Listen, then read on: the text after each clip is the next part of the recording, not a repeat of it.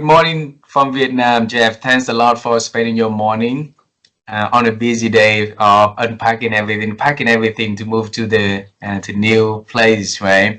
So a new country also. So I really appreciate you spending your morning joining our program and sharing your stories to our global audience. And on behalf of the listeners around the world, we want to say thank you.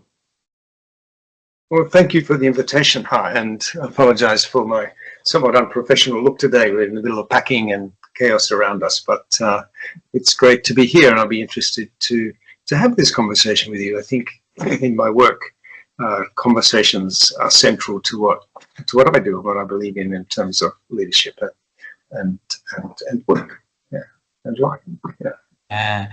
I'm very happy that we have a chance to connect because I really admire your work. You help leaders to get better through your coaching practices, and that's why I said, Jeff, please join and share your wisdom to our audience. And I think let's start with something that very honor for our audience here. In our culture, we would love to have you to share a little bit about who you are and the works that you do to our to the listeners. Would you please do that for us?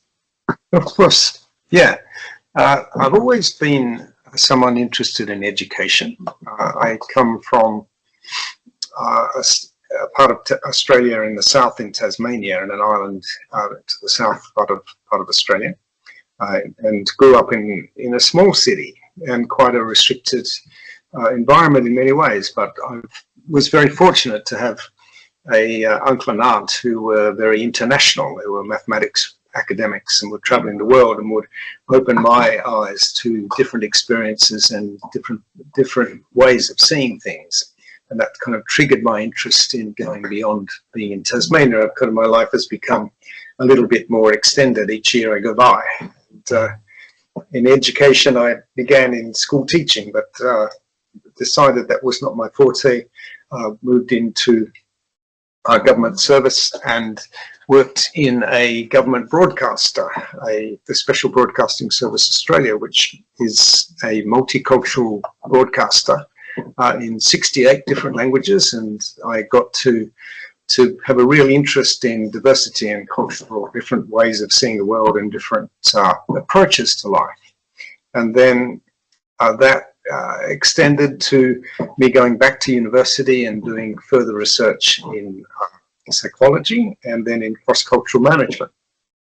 And that's taken me to where I am now, which is in the world of coaching, which I've been in since 2003, I think. I would have started in coaching, and at that stage coaching was it was certainly established, but it was just starting to become a more recognized profession within business and work. So yeah, and since then, in many different ways, I've been using coaching, both as a executive coach, working with virtually and face-to-face in many different projects, and also as an academic in teaching coaching skills, mostly working with the QUT, the Queensland University of Technology, in the Graduate School of Business. I've taught for 10 years in the master's programs in leadership development, and at the same time running my own coaching business and working on different projects, including with a very big project with the Ford Motor Company, which finished with COVID, unfortunately. But yeah, so that's a kind of overall kind of picture of where I am. I'm now writing about coaching. I'm trying to bring together my thoughts and experiences in coaching for a slightly different, a fresh approach, I think, to coaching that reflects a little bit about the particular challenges that we face in the world at the moment, that maybe some different approaches to coaching might be helpful as we face new challenges in the global environment. Wow. You have a phenomenal journey of traveling the world, teaching, of coaching, of writing articles and books, and having people to get better through your works, right? And you introduced to us, and I noted here in my clock here is less than 3 minutes, so it's not fair for our audience, Jeff. So we're gonna dive deeper to understand the moment that the dreams that you had, and what triggered you to take into that directions. Okay, so time travel, how does that sound to you? Absolutely, and I thought it would be helpful just to give an overview and then Yes, to maybe to go back. But I think yes. the certainly the inspiration, particularly in my family, of my aunts and uncle, and that inspiration of getting a wide perspective. I think all of us find. I think I'm sure yourself there would be times where individuals have influenced your life, and for me, it was just that window into a different world that helped me to broaden my horizons. And I think the more I reflected on that, the more my dreams become more expanded, and they still become more expanded as I go. So that's Yeah. the I'll lead the way with you, okay? When I was very, very little, I wanted to become an astronaut. The reason for that was very simple. I grew up in a very poor community. And so in that community is ruined after the war, and it's been rebuilding. So one night we might have electricity and we can see things around, right? Maybe the next night or so we didn't have electricity at all, so I couldn't see anything. So the only thing that beautiful on those dark nights was we'd be able to see the moon, and we'd be able to use that lights to walk around and see things around us, right? So at that time, I talked to many pupils that my dream in the future is becoming an astronaut so that I can travel to the moon, see how bright up there. Opportunity at all to do that,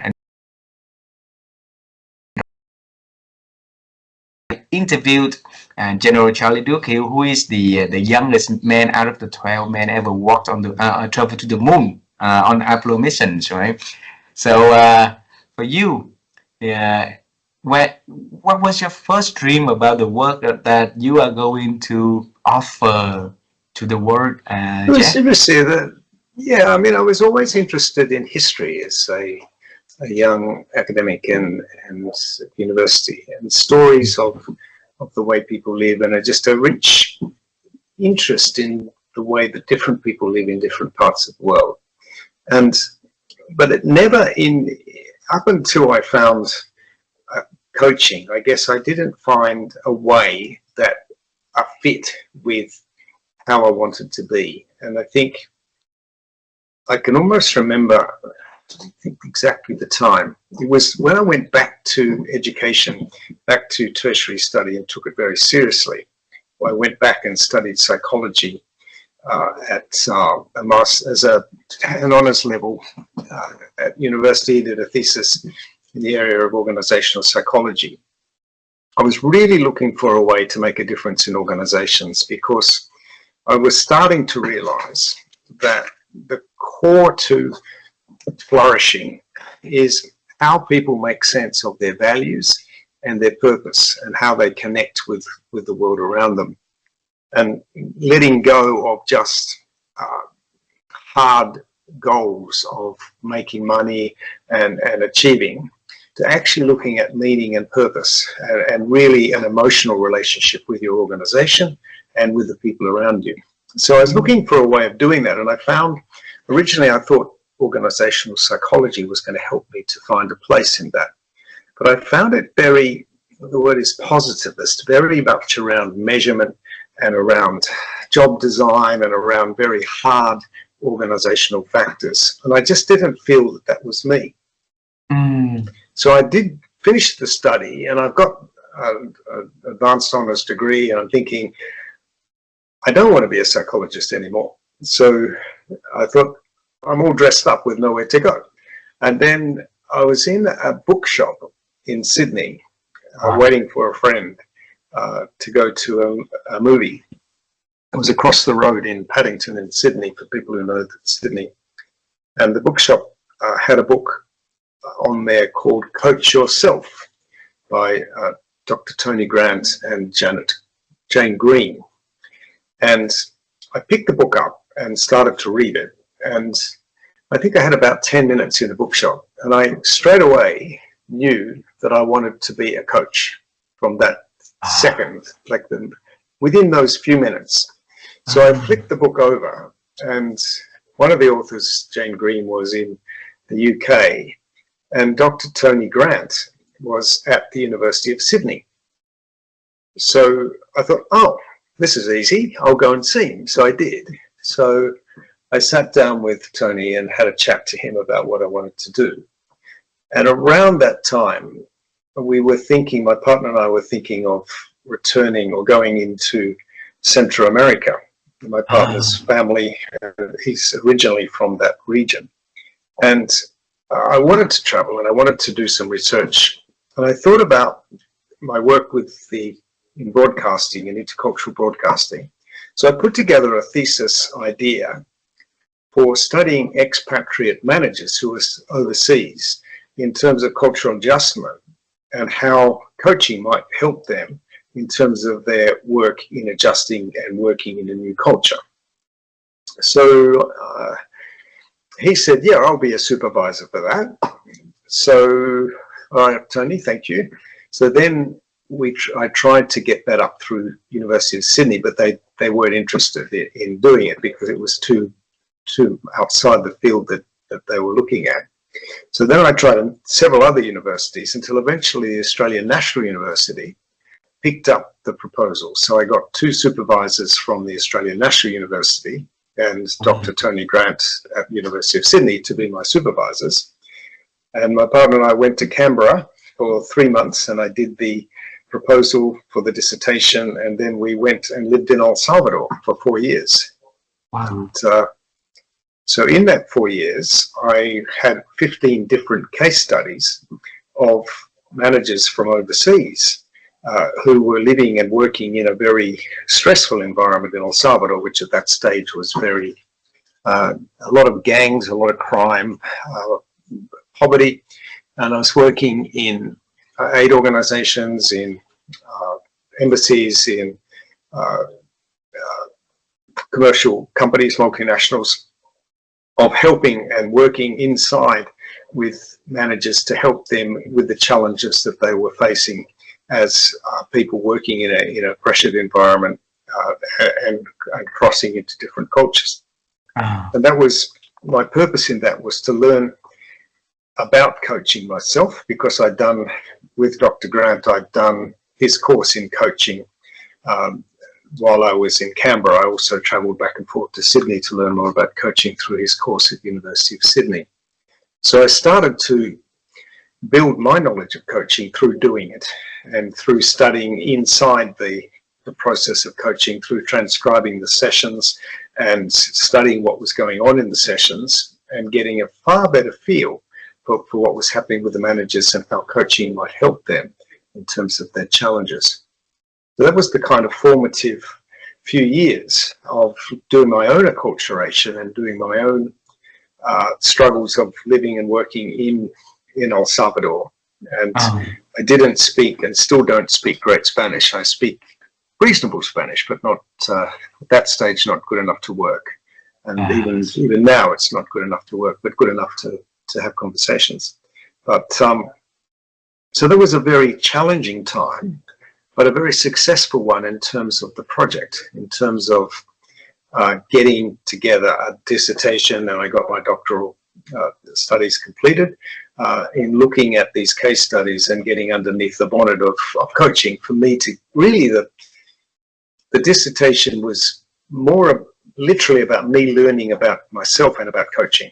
And so I came out of that. Now, I think, compounded with the knowledge I've got from coaching over many, many years, I think possibly I know enough of, well, as much about coaching as is necessary, one might say. It's and it's a very multidisciplinary practice. And the more I learn, the more I realize there is to know, to learn. Wow. Yeah. Wow. You see, the moment, the 10 minutes that you spend waiting for your friend and looking at a book at the bookstore in Sydney turned out to be 23 years already, 22 years already in the coaching space, right? Uh, Jeff, I hear voices from somewhere. No, I'm sorry, there's a bit of interference in the house, but that's okay. It'll stop. So Okay. yeah, we've got some people coming in and out of the house. So Okay. Sorry about that. I thought that we have some interference from somewhere else. So sometimes it's voice from. no, I'm sorry, Jeff, that's not too loud. Yeah. no worry. I want to bring you to two moments in the conversation you just shared earlier. Okay, one was prior to you pursuing your PhD. Okay, because you've been on the quest to understanding, the relationship of people having values, having purpose, and emotional relationship they have with organizations and with individuals, that leading you to uh, pursuing higher education to find the answer for that. So that's one. The second one is the moment that you knew coaching is something that you are going to pursue and become a coach, right? So explain to us the first one first. What made you to to go into that journey to find the answer to that big questions in the complex world of human relationships, though? Yeah, that's a great question. I think the work I did in the special broadcasting service brought me into contact with a lot of people that were very committed to the organization, very committed to the idea of multiculturalism and of people's identity having an important part of who they are and their relationship with the organization. And I saw the power of that. And I also saw where that wasn't present, that people tended to, if people were just focused on material objectives and just focused on sort of day-to-day life, that it didn't seem to be engaging them in their full personalities and their identities. So, and the studies certainly show that if people can be in tune in their work with themselves, so that work and life are not separate, and certainly in your life, I can see that you've merged very much that combination of yourself as being part of your work is very important. So, by the way, is that noise too much in the background? Just little here and there it came, but it's okay. We right? Please continue. Yeah. Yes. Yeah. Okay. Yeah. So, and when I guess the emotional engagement people have with organizations and themselves and the relationship that they have, I think it's probably a moral rather than a productive, like it's not just about productivity.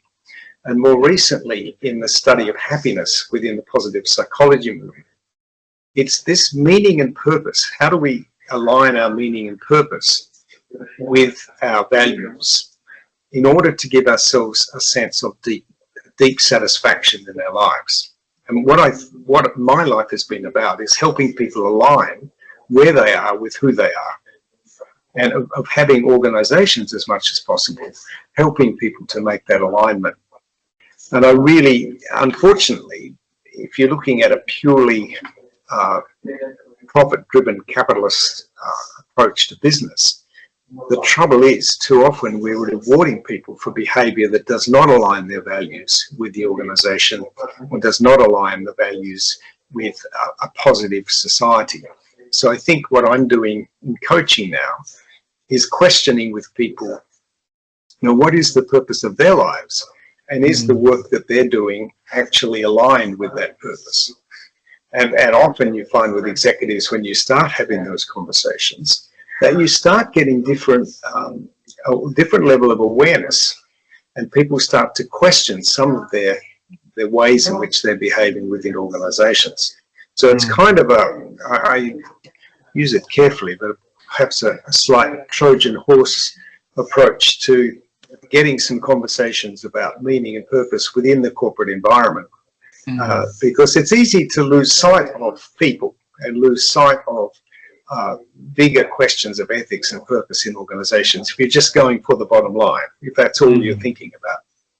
Yeah. And you get bigger issues now around sustainability, about the climate, and around our responsibility as corporate citizens to looking at sustainability and social justice, while at the same time understanding that businesses are still there to make profit. So it's that dance between profit and corporate social responsibility. That's a place I think coaching has a big role to play, and I quite enjoy being in that place and asking the questions. Perhaps as a coach, I can ask the questions that perhaps you don't hear from your colleagues in organizations. Yeah. So Wow. I can take people into a different way of thinking about things. Yeah. I'm curious, since we in this part, I'll hold on to the second one for the time being. Okay. Let's dive deeper in here, because my wife and I, we always curious about the power of nature versus nurture. And in case of you, Jeff, that seed of curiosity in looking for answers in the big questions in life, where did that come from?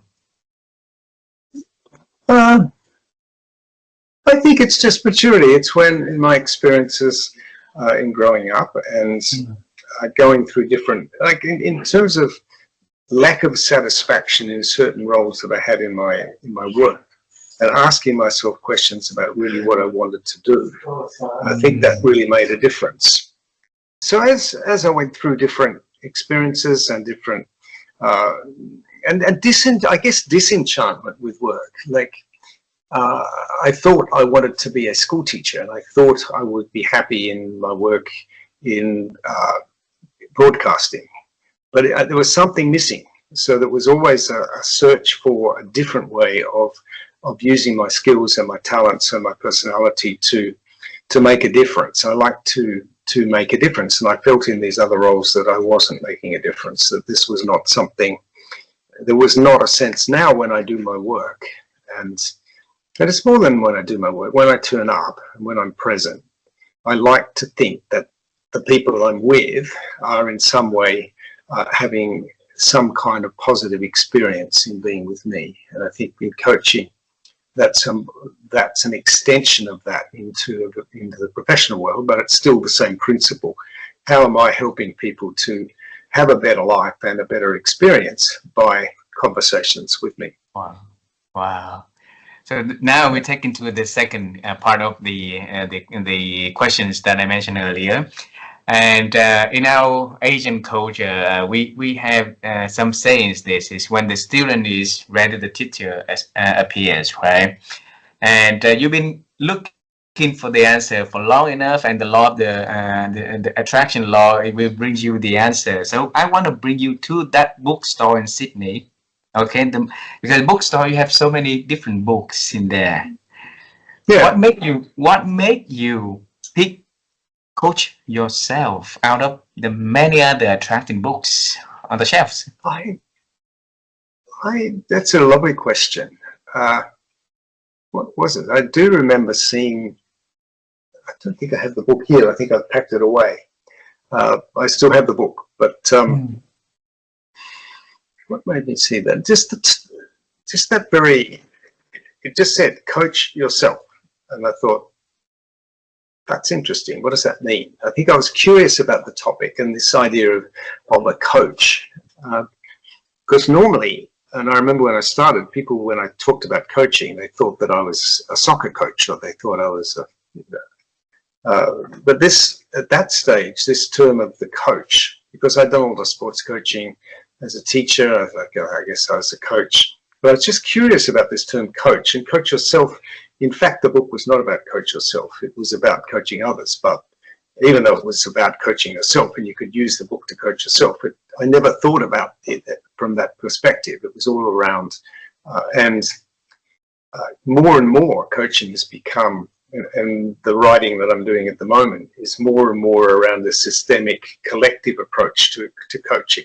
So it's not, if I'm coaching you, less and less it's just about you and I, and more it's about your world and my world, and how they interact, and what's happening outside, and what conversations are you having with other people in your life, and how is our coaching conversation influencing that, And also, how is that influencing me? Because it's not a one-way, like hopefully the questions you're asking me today and the conversation we're having is in some way shifting my perspective in the way that I lead the conversation. So every conversation in some small way, if it's a real conversation, is going to have a little impact on changing who we are as people. Because I think we go into conversations and we give our point of view, and then we go away and then we give our point of view somewhere else, and we give our point of view somewhere else, and give our.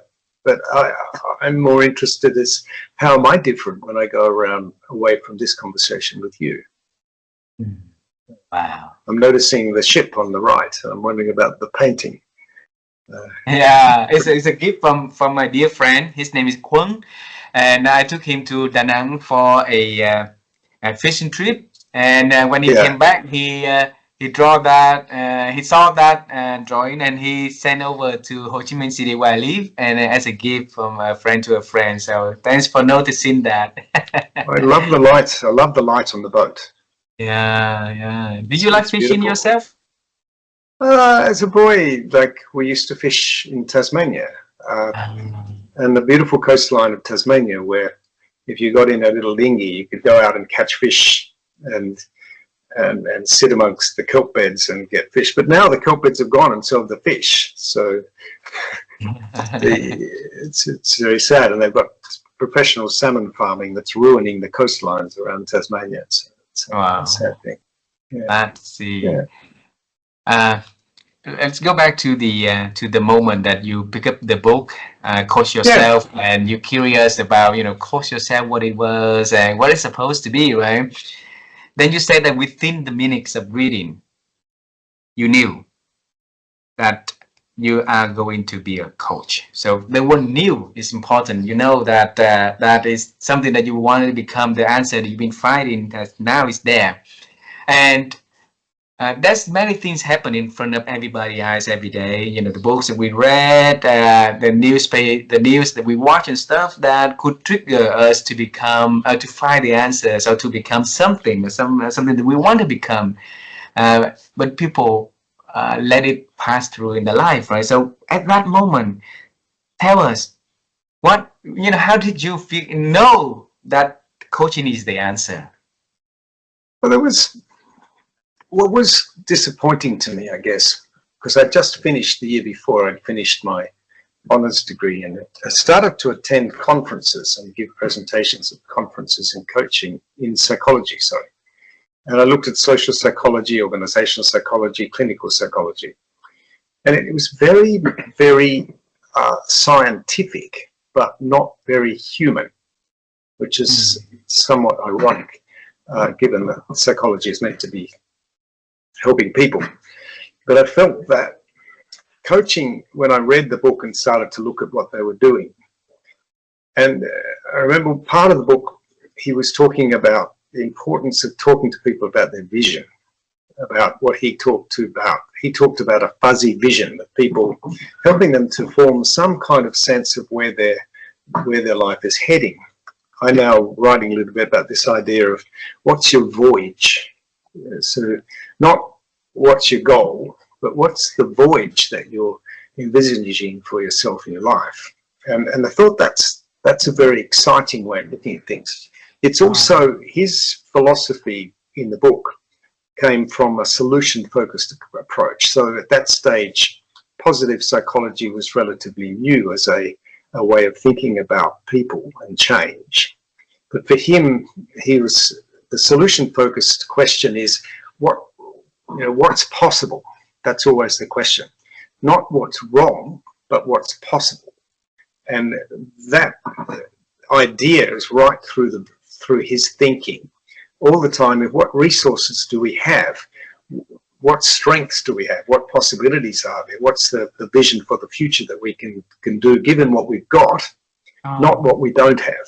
So it's a flourishing resource approach, strength-based approach, rather than much of the psychology that you still now is based on fixing things, fixing what's broken. But most people will respond better if given an opportunity to look at what's right. I want to know when I'm working with people, what are they great at? What's the thing that defines them as being distinctive and different? And work with that to then later to come back to the inevitable limitations and problems that people have in their lives, but what are the strengths and possibilities that they have that can help them to flourish anyway, regardless of the circumstances that they're in. So I think that message, even in the few minutes I had to read the book, and I pick, one of my strengths is that when I read something, I pick up the meaning quite quickly. And in that book, which was written in a very accessible way, I could get through a lot of the essence of what he was talking about very quickly. And straight away, that was hitting buttons in my head to say, yes, this is what I want to do.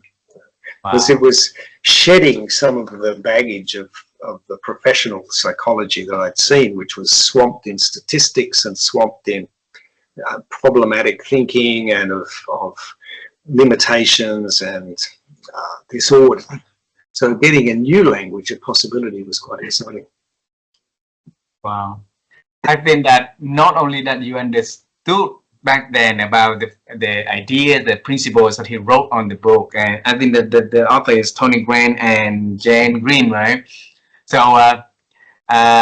you also did one thing is very beautiful. You turned the back of the book and saw who's the authors of the book. Then you know that Tony is in town. You decided to meet him in person.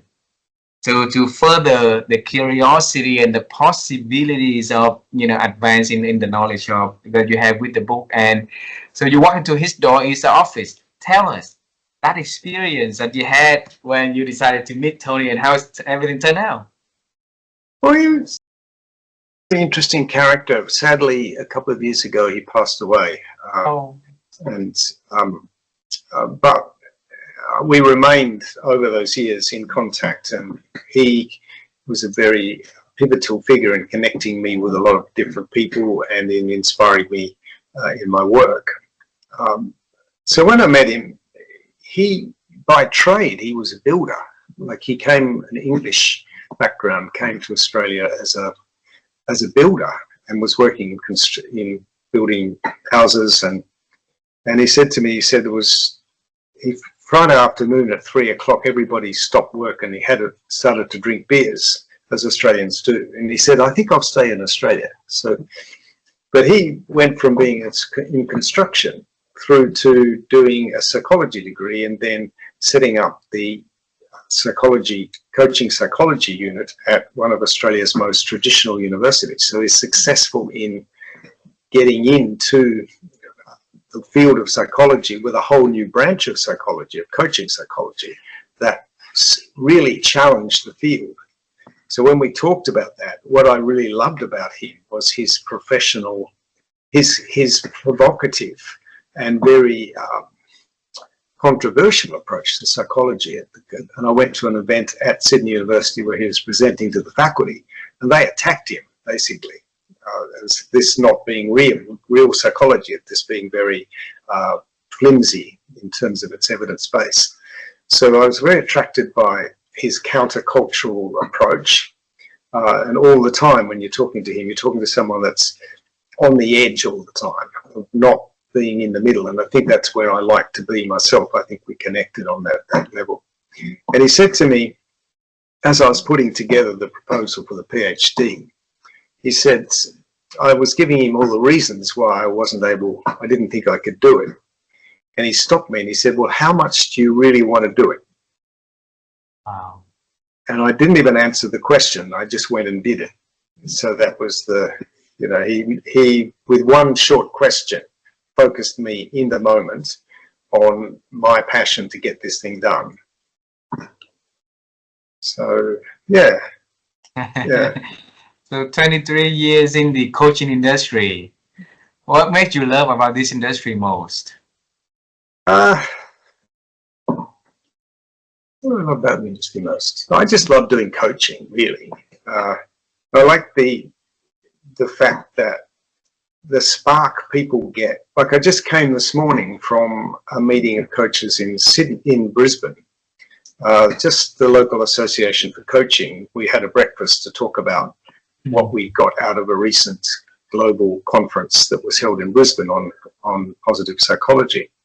And just the spark in people's eyes. Coaching is like an addiction almost. People get very excited about it. And you know, I must admit, when I'm doing these interviews, in a way, I'd rather stop the interview and ask you questions. So I'm very curious. I'm looking at the background and think, this is very interesting here. There's all sorts of little triggers in here I'd like to know more about. But so it's it's that curiosity, that constant curiosity. And recently there was a coach that writes and talks about coaching, and he says, even going beyond curiosity into looking for wonder and awe. Wonder and awe. Wonder and awe. Yeah, like not just be curious, but look for wonder and awe rather than just be curious. So it's another level up in terms of, you know, what's out there. Yeah. How do we get there? And it's the first time I heard about, you know, moving from curiosity into the next level to be wonder and awe. It's just more interesting, isn't it? It's just another. It is. Yeah. It's another level where you think, oh, okay. Hey. So yeah. So How I'm can we thinking do that? there's a word that's just come in, and I'm sure you've run into it in the interviews. The word radical starts. Yeah. It's got into the leadership language a little bit. There was a lady, I think in the States, talking about radical candor. I don't know if Scott. Yes. Yeah. So this is high compassion, high directness, high compassion. Culturally a bit dodgy, but it's but this bringing two things together that are in conflict. And I was listening to a talk by a academic in the world in the field of hope. His name was Andreas Kraft, and you could probably interview Andreas if you're really interested. He's done a global study of hope in different societies. And he found out that in societies that are less developed or less economically forward, hope is much stronger than in well-developed societies like Australia and Switzerland and modern Western democracies. Because the more you have, the more there is of loss. So you're less hopeful. The better positioned you are, the lower your levels of hope. Which is a quite interesting finding. But he came across the idea of radical hope. And radical hope is, and I've got the quote here from this is a longer story, but the writer that he was quoting had looked at the history of the North American tribe, the Crows tribe in North America. And what had happened was, at a point in time, the buffaloes stopped coming as they were used to come every year. The buffaloes stopped coming. And the chief said after that, nothing happened. Because the whole basis of their society was undercut. So his thinking was, radical hope is where, even though everything's been decimated, the loss of the whole tribal way of life, what's beyond that? So this idea of radical hope is, even when everything's lost, is to look beyond it. And I'll give you the quote. It's just fascinating. He defined hope. Jonathan Lear is the writer of the book. Jonathan Lear, he says, radical hope is the future for which one hopes. When the future for which one hopes exceeds one's own imagination. Exceed one's own imagination. So you can't actually, radical hope is where you can't, your own imagination can't quite grab where the hope is. It's a radical hope beyond your horizon that you currently have for what's possible. So when those buffaloes stopped, they couldn't imagine beyond the buffalo, but they still went anyway. they still continued anyway, and they were able to create a future for the tribe that went beyond the buffalo. But at the time, that sentence, after that, nothing happened. Well, yes, it did. So radical hope was there beyond their imagination, but it emerged through their efforts in the hope that something better would happen. So I think in a time at the moment where, frankly, the world's in a bit of a mess, you know, climate change, political disruption, all sorts of potential conflicts in our region, around the world, you could look back and say, well, there's not a lot of hope of things getting better quickly, if at all. So we have to hold this radical hope that perhaps we can't necessarily see where that future is, but we have to have the hope anyway that it's there. So it's beyond our imagination, but it's still possible. Wow, wow. So what is your radical hope in the space of leadership and the space of coaching to make human flourish? Well, that's the paradox of radical hope, is that I can't see it. So it's beyond my imagination. So, but I know it's there. So perhaps it's somewhere within AI. Perhaps it's within a new form of government. Perhaps it's coming through. Maybe we have to go backwards before we go forwards. But something, you know, we have to have the belief that something will happen. The father of positive psychology, Martin Seligman, who introduced this whole day of positive psychology back in the probably late 80s, early 90s. His work, when he was interviewed at the conference, he said people were coming up to him, young people, and saying, well, what do? We can't see the hope.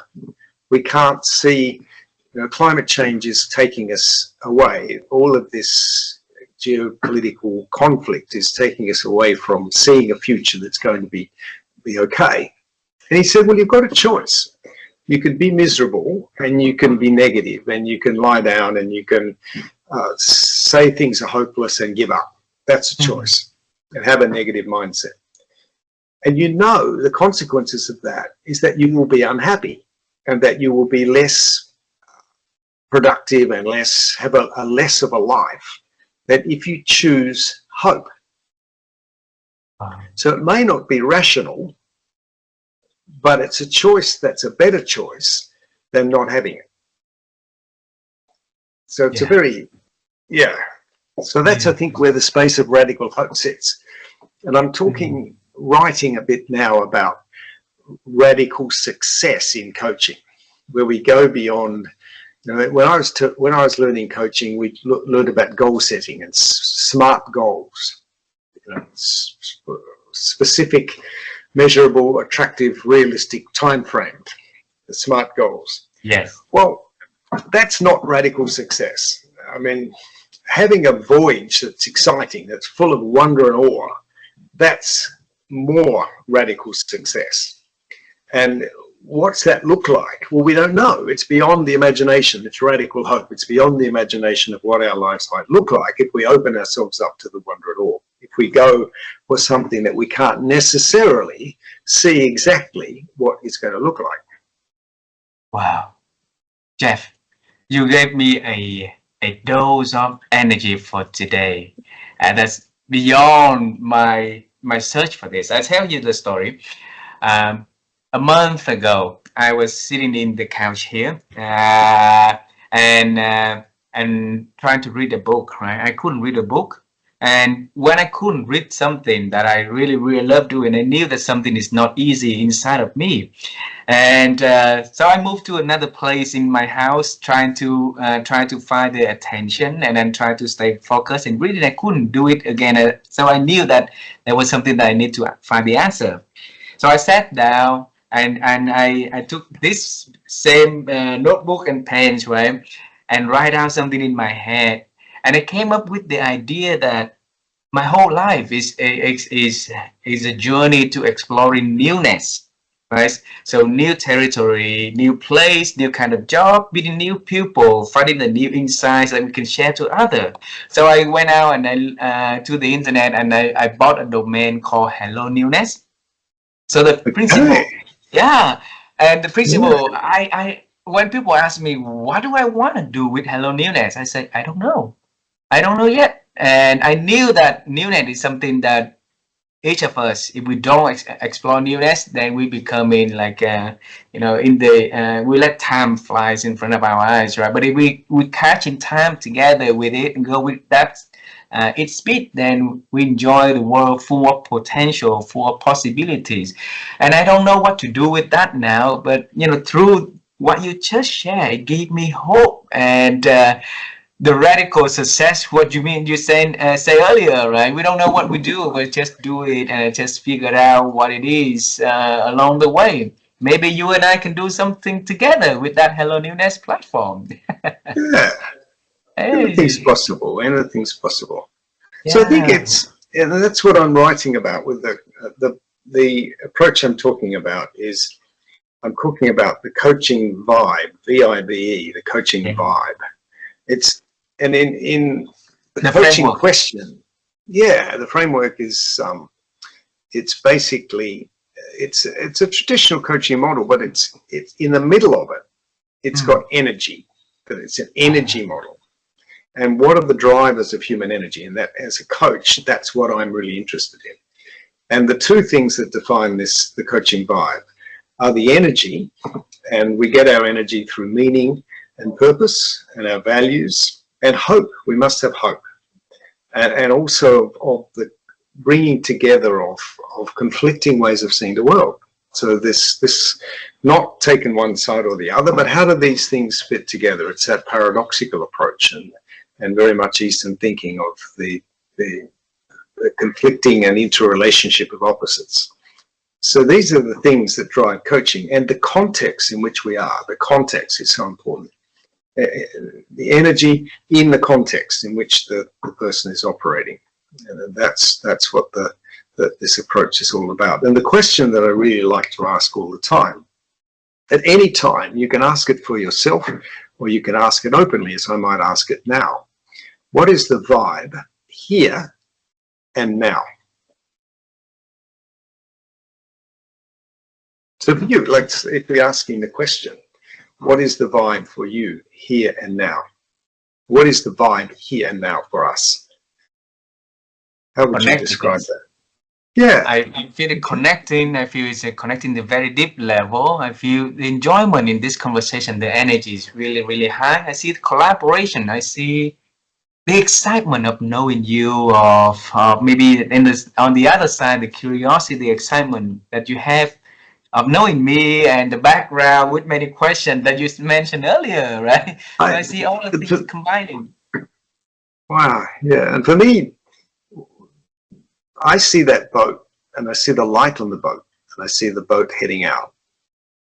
And I don't know where it's going and I don't know what they're doing, but I'm really interested. Yeah. So I'm drawn to that all the time. So there's an energy in that image and an energy in you that makes this conversation. And there's in the bookshelf and in the context around you. And I feel that the vibe is very much more than just you and I having a conversation. There's a whole richness in what's going on. And I hope But that that simple question, what is the vibe here and now? So when you're in a meeting, when you're on a call, when you're by yourself, okay, what's the vibe here and now? It's a mindfulness practice, really. wow. I think that small, short question, very powerful for every one of us when we go into a meeting, right? Like one-to-one meeting, husband and wife meeting, family dinner meeting, or gathering events, or business casual meetings. We ask people what's the vibe that we want to have for today. What is the vibe here and now? So it's remind people about their responsibility to collaborate, to like put in the best energy and efforts to make everything the best for outcome for that particular event. That's very important. Otherwise, we've been carried by our own thoughts, the busyness within our own mind, and we're there, we're not there, and it's ruined a lot Yeah. of things that's supposed to be beautiful. So yeah, So it's noticing. Yeah, it's noticing what is the vibe, and is it the vibe I want? And if it's not, how do I want it to be? What's my intention for yeah, this time? Yeah. yeah, Yeah, so when we got started, the vibe, when we got started, there was an awkwardness. There was a kind of, between us, finding a way for the interview to move. And there was, I'm sure this is common when you're interviewing, to find the right vibe for the interview, that you and the person that you're with have a connection that's meaningful, so that when someone wants to watch or listen, they get something from it that's different. yeah. I think Jeff, because we had that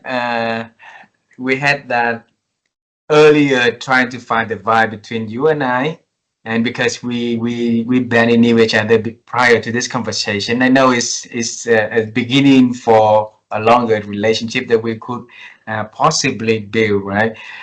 For the people been knowing each other for a long time, I feel that the vibe has been um, take advantage of, because for example, like two good friends, they've been know each other for for a long time, then they can come in without being mindful about what the energy and the vibes that they're gonna provide to a conversation that could potentially, you know, damaging the feelings, the energy of the other partner that they're having. So if we can have that little question like tattooing in our body every day to to know what the vibe, Because yeah, there's a,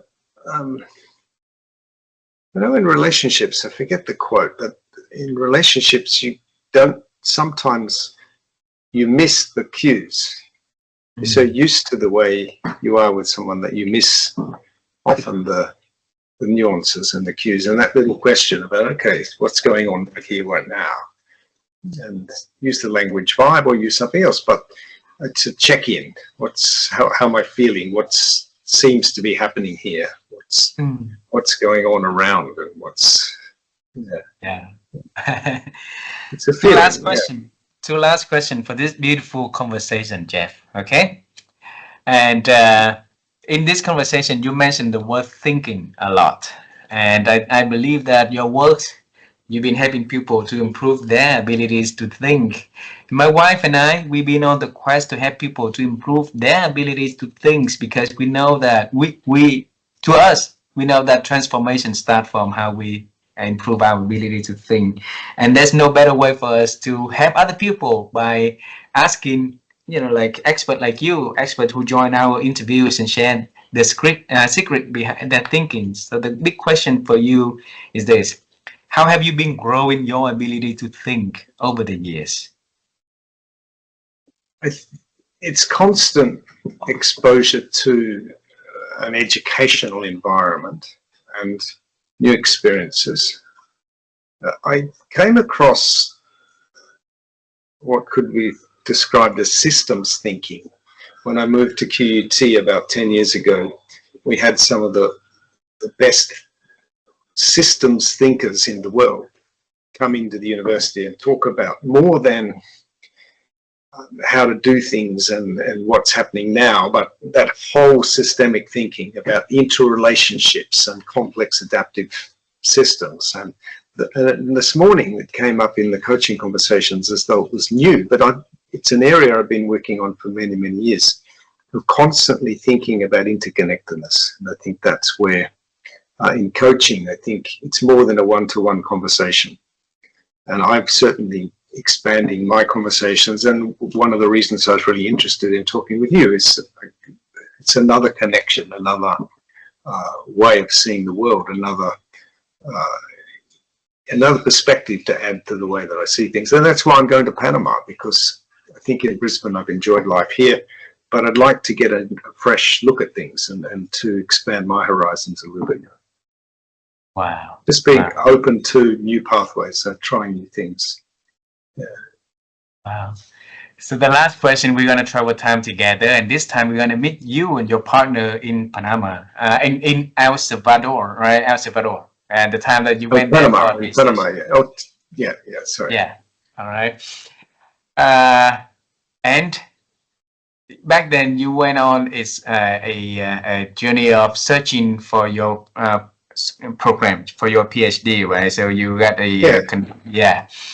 And now we meet you and your partner there, and you're gonna tell all of us about the journey into the coaching, the journey into the future of the works that you are going to do after the research had been done by you back then. Okay, how that journey looks like. So what is that you are going to tell yourself? At that stage, I would have taught myself, would I have seen the same pathway? I probably would have seen a more international pathway. I've still done a lot of international work, but I think I would not have been quite as connected to Brisbane as I am. And I think that's one reason I'm keen to move on. I got very wedded I saw myself as quite mobile with different projects internationally. And I started to do that a little bit with the Ford Motor Company project, that we had a global project in putting coaching into Ford automotive dealerships around the world. I was the Australia New Zealand mentor for Ford Motor Company consumer experience movement. And that was very much more in the space that I wanted to be. And more projects like that. I thought I'd be doing more projects like that. As it was, I got swept into teaching a lot, particularly in the first few years in Brisbane, full on in university master's level teaching, which was fascinating. I learned a lot from exposure to the defense industries, interestingly enough, global big projects of defense infrastructure projects, and complex project management, this idea of thinking about complexity. So I got drawn into that, and I think I'm much better positioned now for the work I do in the future because of that. Wow. Yeah. Wow. And yesterday I shared on my LinkedIn that I still have 14 countries to connect with experts, so that we can hit the 100 country goal that we have for 5 years. So if you come to Panama, or if you have experts in El Salvador that you've been in connect with, would you please do us a favor to introduce them to us so that we can invite them to this kind of conversation and learn from their wisdom in life also? Is that possible? Yeah. Well, actually, my friend and colleague Carlos Romero in El Salvador is a wonderful coach who has been working as a business coach and uniquely in Latin America, and would have some very interesting stories to tell. Wow. Yeah. I'll email you, and would you please I'll have connect you. Yeah. Yes. So what his name? And when I get Carlos, Carlos, Carlos Romero. Romero. So Romeo. Yeah. And if you Google Carlos Romero coach El Salvador, you will find him. Okay. I can Google at the same time I emailed you, so it's the best way to refer. Yeah, and I'll just connect you to, and he has a fascinating story. Thank you very much. Jeff, see, now we have an hour of our conversation already here beautifully, and I really appreciate you spend your morning to join our program and share your amazing journey, and I really love seeing you and your family in person one day. So settle down in Panama first, and if you decide to travel to Asia, make sure you put Vietnam onto the list, and make sure that you let us know. And my wife and I will be so happy to show you around Ho Chi Minh City, our beautiful culture and people here. Okay. Fantastic. I really appreciate the opportunity. It's been a privilege to talk with you. Thank you very much. You have a wonderful day. Say hello to your partner. You too. Thank you. Bye-bye. Thank you. Bye-bye.